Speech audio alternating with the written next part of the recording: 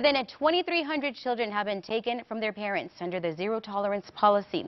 This same policy causing courtrooms to be overwhelmed. News Center 23's Derek Garcia went to a mass trial alongside a prominent name in Washington. Now, the effects of the zero tolerance policy are not only being felt at processing centers, they're also being felt in the courtrooms. I went into a federal court proceeding with former HUD Secretary Julian Castro. You can't really say that this is justice, because the whole thing is set up basically to just keep people moving on. And I'm convinced after watching today that more than half of the folks there really have no idea what's happening to them.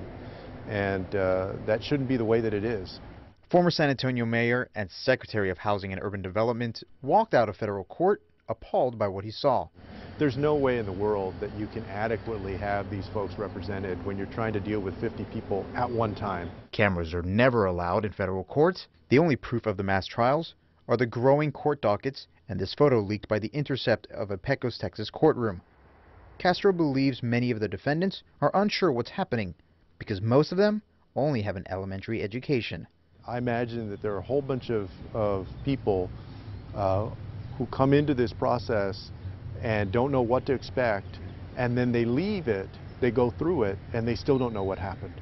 Many of the names on the docket are for illegal entry. It's a product of the zero tolerance policy, as it charges immigrants, including those without criminal records and children with parents. They're not raising their hand to ask any questions about the instructions, about their lawyer.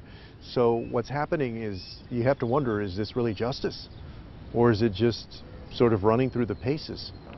Now, public defenders that we have spoken to have said that dockets like this that are much larger than normal will continue to happen as long as the zero tolerance policy is in effect.